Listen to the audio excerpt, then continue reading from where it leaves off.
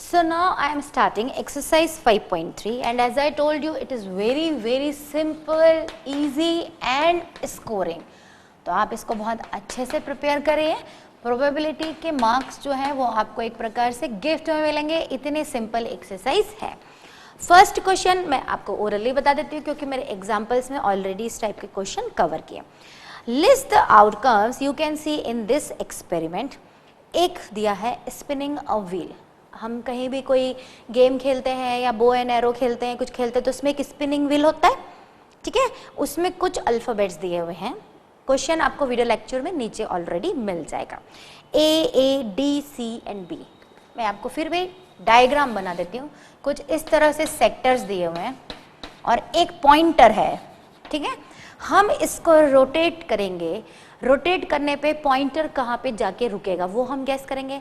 Let's say मैंने gas किया ए but वो बी पे जाके रुक जाएगा या सी पे. तो क्वेश्चन इस तरह से है कि एक स्पिनिंग व्हील है जिसमें ए बी सी डी ऐसे कुछ लिखा हुआ है एंड सिंपल सा वो क्वेश्चन चाह रहे हैं कि आउटकम्स बताइए.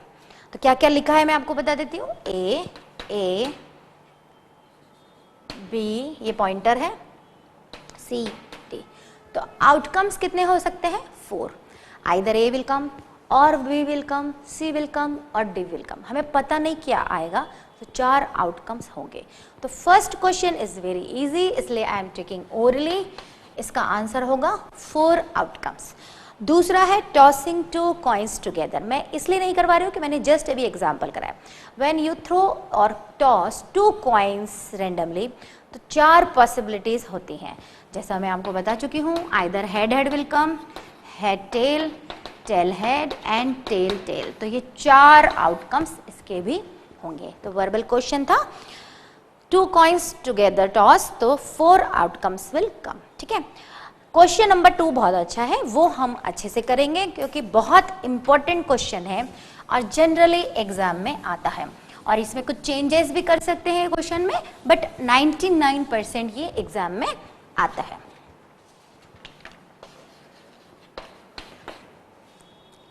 When a dice is thrown, list the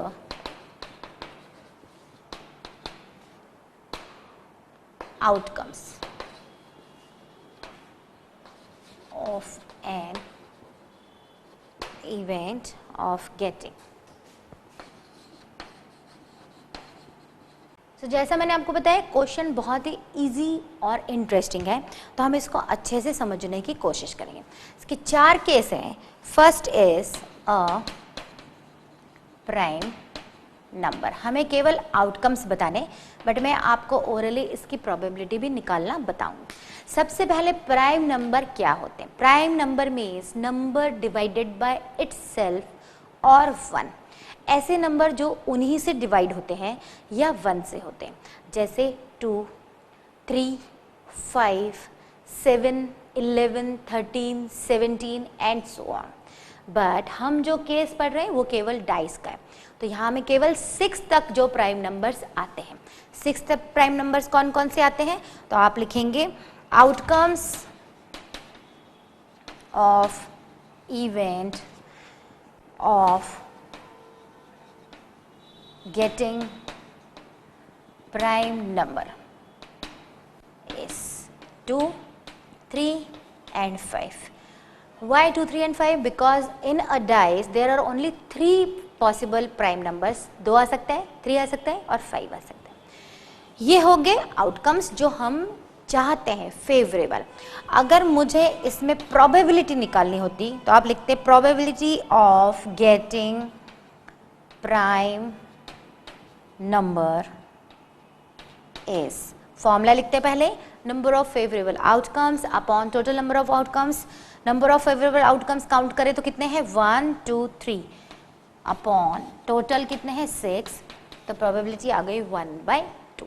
ठीक है, बहुत इजी और सिंपल वे में आ गई. अब आप दूसरा देखिए.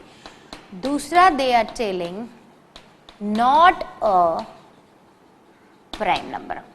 सबसे पहले तो लॉजिकली जो प्राइम नंबर है तो नॉट प्राइम नंबर मीन्स क्या हुआ? जो प्राइम है उनको छोड़ दीजिए. डाइस में 6 केसेस होते हैं.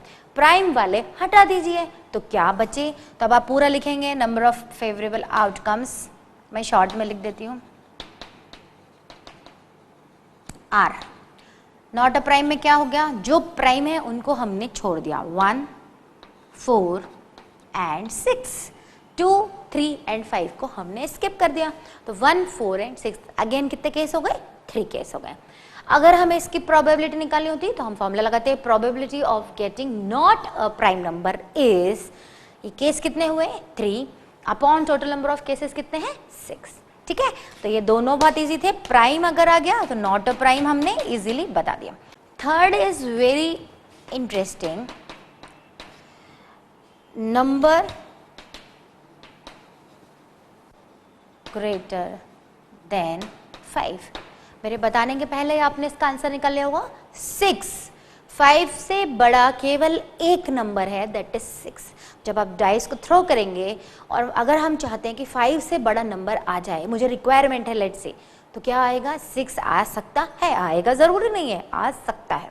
तो आप पूरा यहां पर लिखेंगे, outcome of event of getting number greater than 5 is 6। Mean से केस कितना हुआ? ओनली 1। फेवरेबल आउटकम कितना है? 1। 5 से बड़ा नंबर आने का चांस केवल एक है जो 6 है।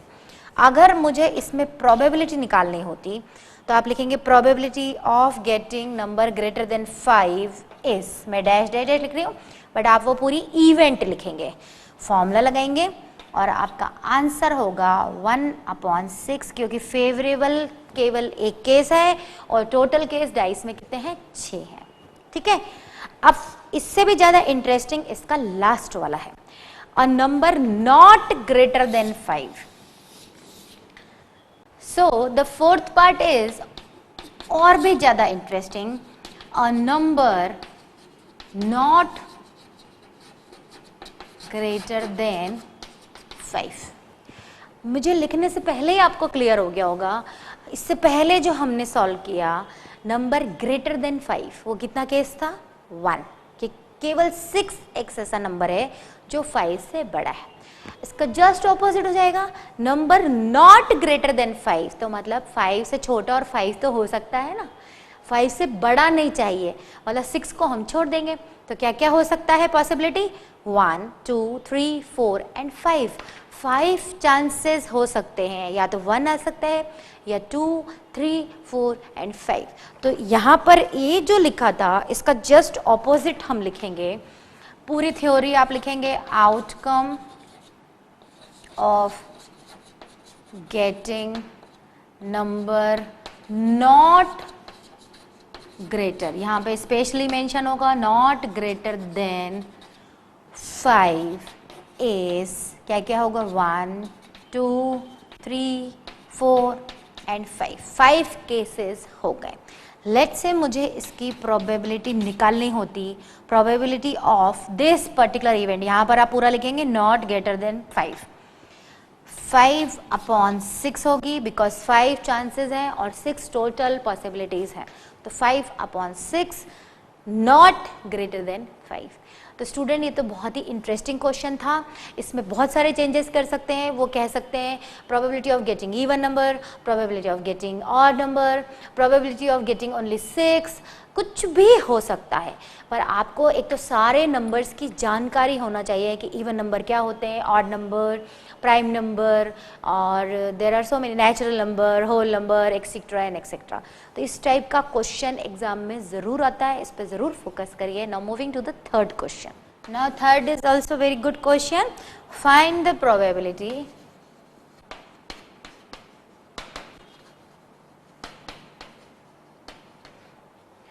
तीन चार पार्ट है उसके।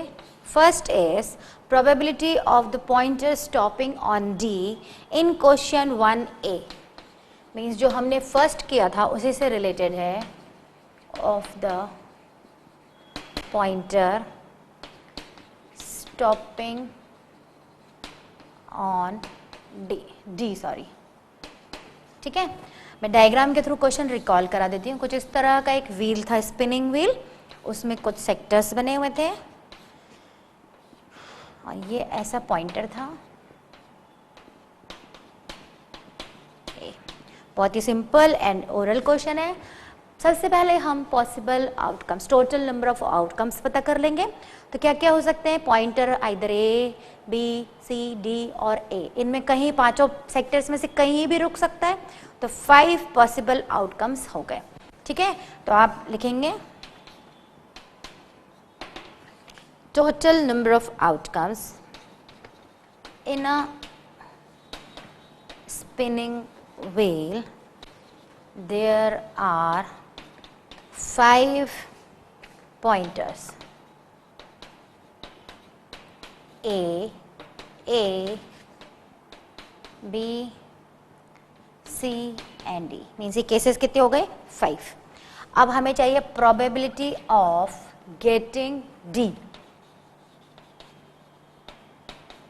इज, D आने का चांस कितना है, 1।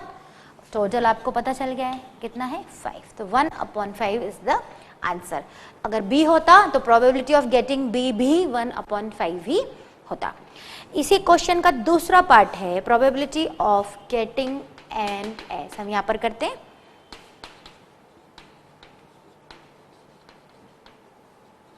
Getting an S from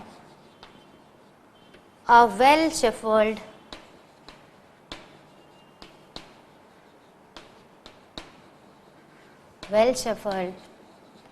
deck of 52 cards. आपको ऑलरेडी पता है, और नहीं भी पता हो तो प्लेइंग कार्ड्स एक डेक में कितने होते हैं, 52। एस कितने होते हैं, 4। 4 ही एस होते हैं, 4 ही इक्के होते हैं एक कार्ड्स में, और टोटल कार्ड्स कितने होते हैं, 52। तो वैसे तो ओरली प्रोबेबिलिटी क्या हुई, 4/52। बट आप लिखेंगे कैसे, तो वो देखिए, there are 4 aces in a deck of 52 playing cards, right? So there are 4 events of getting an S। ठीक है, टोटल आपको पता ही है, आप शॉर्ट में मैं लिख रही हूँ probability of getting an S is 4/52। इसको कैंसिल कर लीजिए तो यह आंसर आ जाएगा 1/30। ठीक है, एस की जगह क्वीन कर देते तो भी इसका यही आंसर होता 4/52, क्योंकि 4 क्वींस ही उस एक डेक में होती है। ठीक है, थर्ड इज, एक और फिगर दिया है और उसमें कुछ कलर्स दिए हुए हैं, ग्रीन और red. Probability of getting a red Apple. Apples है एक बास्केट और जो भी है उसके अंदर उन्होंने कुछ एप्पल्स दिए, green red red, red green red and green. Randomly हमने एक एप्पल टेक आउट किया, तो सबसे पहले हम टोटल काउंट कर लेंगे, 3 and 3 and 6 and 1 7। Total number of outcomes कितने हो गए, 7। और अब रेड कितने हैं वो हम इंडिविजुअली काउंट कर लेंगे, 4। तो अब आप लिखेंगे there are 4 red apples in a basket, जो भी क्वेश्चन है। ठीक है, and total number of apples are 7। Probability of getting कौन सा चाहिए, रेड, इज 4/7। कैंसिल नहीं हो रहा है, 4/7 इज योर आंसर। ठीक है, ग्रीन बोलते तो ग्रीन काउंट कर लेते, ग्रीन कितने हैं, 3 में से कोई एक ग्रीन आ सकता था, 3/7 is the probability of green Apple. ठीक है, बहुत सिंपल क्वेश्चन है बट स्कोरिंग भी बहुत ज़्यादा है। Now student, question number 4 is also a very good question और एग्जाम में आ सकता है। numbers 1 to 10 are written on 10 separate slips. हम लोग स्लिप्स पे ऐसे नंबर्स लेके गेम खेलते हैं. Kept in a box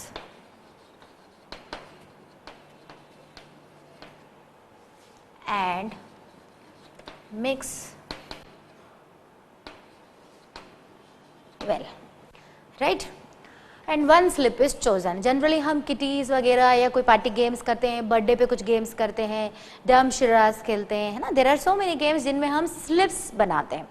1 to 10 number डाल डाल के हमने स्लिप एक बॉक्स के अंदर डाल दी, उनको हम शफल कर देते हैं और हम एक चूज़ करते हैं. अब उस पर क्वेश्चन डिपेंड करता है. तो सबसे पहले टोटल नंबर ऑफ केसेस तो हमें पता चल गया कितने हैं, 10. ठीक है, जो भी हमें निकालना है, बट उसमें हमारे टोटल नंबर ऑफ केसेस जो नीचे डिनोमिनेटर आएगा that is 10 only. First is getting a number 6. जब आपने एक स्लिप चूज की, ये बॉक्स था, इसमें 1 2 3 4 5 6 7 8 9 10. ठीक है, हमने जब एट रैंडम स्लिप निकाली तो वो कोई भी आ सकती है, बट हमें चांस निकालना है, प्रोबेबिलिटी ऑफ गेटिंग 6 निकालनी है. केवल एक ही होगी, 6 आने की पॉसिबिलिटी क्या होगी, ओनली 1. तो आप लिखेंगे outcome of getting a number 6 is 1. Only 1 times 6 आ सकता है, श्योर नहीं है, जब भी आएगा वो एक ही बार आएगा. प्रोबेबिलिटी क्या होगी, प्रोबेबिलिटी ऑफ, मैं यहाँ इवेंट नहीं लिखती हूँ, आप लिखेंगे गेटिंग अ नंबर 6 इज 1/10. ठीक है, टोटल नंबर ऑफ आउटकम्स कितने, 10. 6 आने की पॉसिबिलिटी कितनी है, 1. तो 1/10. सेकेंड, बहुत छोटा क्वेश्चन है, पार्ट्स में है. Number less, getting a number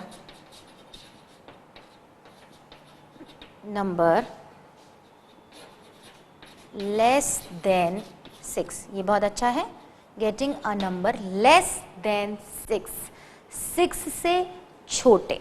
क्या क्या हो सकता है, आ सकता है, मैंने रैंडमली बॉक्स में से स्लिप निकाली, 5 आ सकता है, 4 आ सकता है, 3 आ सकता है, 2 आ सकता है, 1 आ सकता है.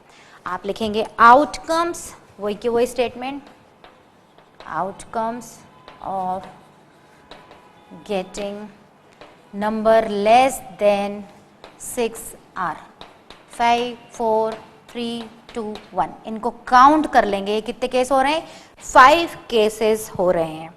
Probability of getting number less than 6 is 5/10. ये 5, ये वाला 5 नहीं, ये केसेस हैं, ये केस है 1 2 3 4 एंड 5. तो 5 पॉसिबिलिटीज हैं लेस देन 6 आने की. ठीक है, तो ये हो गया सेकेंड पार्ट. थर्ड इज, मैं इसको रब कर देती हूँ. थर्ड जो है getting a number greater than 6. अभी हमने लेस देन किया, अ नंबर ग्रेटर देन 6. तो सबसे पहले हम ग्रेटर देन 6 बोला है, तो 6 को छोड़ देंगे और उससे ऊपर के, तो क्या क्या हो जाएंगे, 7 8 9 एंड 10. तो क्या क्या केस हो जाएंगे, 4 केसेस हो जाएंगे. तो आप लिखेंगे outcomes of getting number greater than 6 are 7 8 9 10. Means 4 cases हो गए. सो आपका होगा probability of getting number greater than 6 is 4/10. इसको कट डाउन कर दें 2/5. सॉरी, मैं यहाँ पे भूल गई, ये कट डाउन हो रहा था, तो ये हो जाएगा 1/2. 5/10 भी ठीक था, बट 1/2 भी आप लिख सकते हैं. तो ये क्या आया, ग्रेटर देन 6. इसके बाद फोर्थ है इसी क्वेश्चन का, गेटिंग अ 1 डिजिट नंबर. बहुत ही अच्छा क्वेश्चन है. Getting a 1 digit number. Box में आपने 1 से लेके 10 तक की स्लिप्स डाली हैं. एक नंबर 2 डिजिट का आ गया जो क्या है 10, बाकी सारे क्या है 1 डिजिट नंबर, तो कितने हो जाएंगे 9। तो बहुत सिंपल पर अच्छा न्यू क्वेश्चन है। अब आप पूरा लिखेंगे outcomes of getting 1 digit numbers are, पूरा लिखेंगे 1 2 3 4 5 6 7 8 9, सिर्फ 10 को छोड़ देंगे। अब probability of getting 1 digit number is, ये केसेस कितने हो रहे हैं 9/10। लेट से अगर ये क्वेश्चन ऐसा होता probability of getting 2 digit number, तो क्या होता केवल एक केस होता 10, तो प्रोबेबिलिटी क्या आ जाती 1/10। नंबर ऑफ फेवरेबल केस है 1, टोटल नंबर ऑफ केसेस होते 10, 2 डिजिट का आने का एक ही चांस था जो था 10। ठीक है, तो ये भी बहुत अच्छा क्वेश्चन था। I think it was 4th। Now 5th is, now the next question is question number 5 and 6th question जो है वो क्वेश्चन नंबर 2 जैसा ही है। हमने क्वेश्चन नंबर 2 में आउटकम्स निकाले थे और वहां पर कहा था प्रोबेबिलिटी नहीं निकालना है, बट स्टिल हमने वहां सॉल्व कर दी थी। तो मैं आपको एक बार क्वेश्चन रीड कर दूंगी। Question number 5 is, if you have a spinning wheel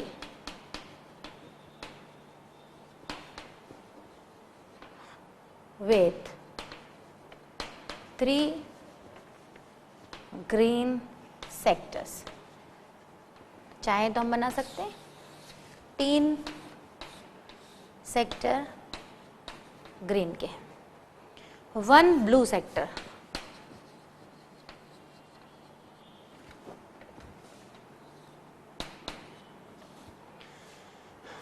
and 1 red sector. Sector equal भी हो सकते हैं, कैसे भी हो सकते हैं। What is the probability of, first is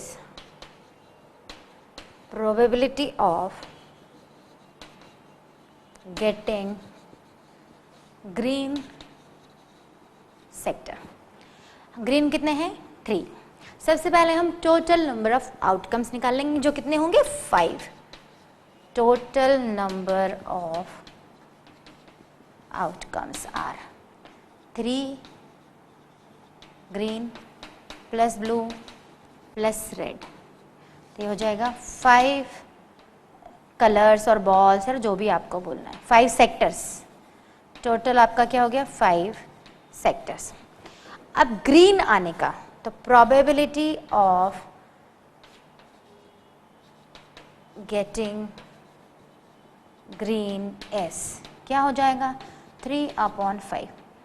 इससे पहले एक लाइन आप और लिखेंगे outcome of getting green sector, तो 3 है, व्हील में दिख ही रहा है 3 ग्रीन है, तो 3/5। बहुत ही सिंपल सा क्वेश्चन है।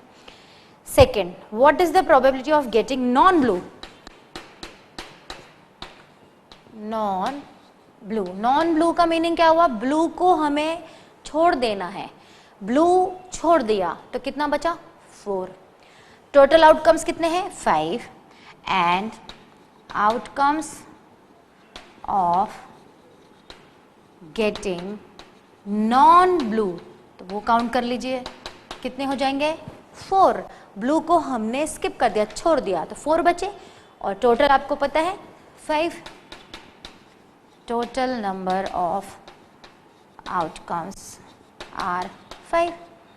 Probability of getting non-blue is 4/5। very simple question, one liner question। वैसे आपको थोड़ा सा स्टेप्स अच्छे लिख रहे हैं।